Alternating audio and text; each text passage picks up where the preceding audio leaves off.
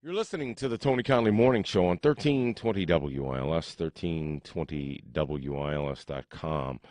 The weight of the people at your dinner table or even in the same restaurant can influence how much you eat, researchers have found. Let's learn a little bit more about this study that says your heavier friends could make you eat more. Dr. Gerald Edelman is a medical expert for 1320 WILX and Fox News Radio.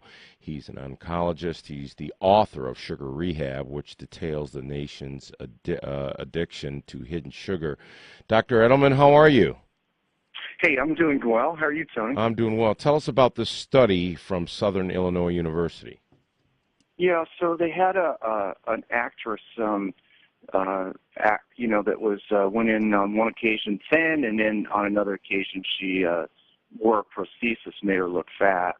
And when she had the appearance of looking overweight, the people that were with her tended to eat the same things and gain weight.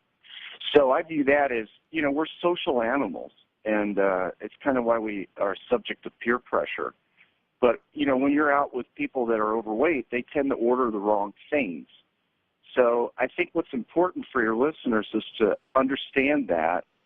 And still, that the book I wrote, Sugar Rehab, I wrote it so that you could follow foods and know how to order foods and still fit in socially. That's the key. And the key concept is make sure you don't, order things that cause blood sugar spikes. So the thing that was outlined in the article was pasta. And so I like to teach folks, use the word substitute. And so if your friends are ordering pasta and things, try to order the meat that goes with the pasta, like the chicken parmesan, and substitute veggies instead of the pasta. And, it slips through socially. You can make that real smooth, the more aware you are, so that you don't feel like an outcast.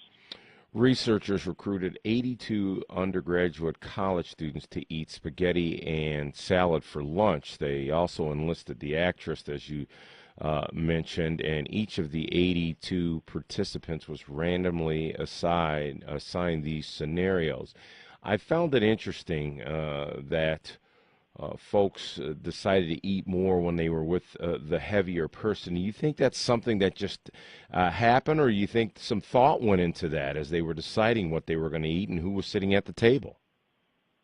Yeah, well, I think it's multifactorial, probably all the above. But our minds we work unconsciously as well as consciously, so I'm sure there's an unconscious influence. But I think a lot of it has to do with wanting to fit in, being a social animal. So if you're using the word substitute and you're doing things like we talked about earlier, you can still enjoy your meal, stay there as long as they do. That's the other thing, is overweight people tend to indulge time-wise in eating. And so if you're aware and you're substituting, you can spend that time and just make sure you don't get anything in your body that causes a sugar spike. That's the key. So, Dr. Edelman, if we really want to lose weight, do we need to distance ourselves from our overweight friends? No, not at all. I'm good. You want to go out and buy my book, Sugar Rehab. You can get that on Amazon or sugarrehabbook.com. That's 2 R's, 2 B's, Gerald Edelman. And just follow those lists and try to educate yourself as to, what foods can I eat that don't spike my blood sugar. They're all there. You can sit socially with overweight people, thin people. It doesn't make any difference once you've heightened your awareness. And I think that's the key. I want people to fit in, be able to go to any restaurant, sit with any kind of person, and not live abnormally, because that's sustainable once you've learned that. So it's all rooted in heightening your awareness and in knowledge of what to put in your body and what not to. That makes sense? Yeah, it makes a lot of sense. We've been talking with Dr. Gerald Edelman, who's a medical expert for 1320 WILS and Fox News Radio. Dr. Edelman, thanks so much. Thanks for having me on, Tony. Have a good day. And thank you for listening to the Tony Conley Morning Show on more compelling talk radio, 1320 WILS, and heard worldwide via the internet at 1320WILS.com.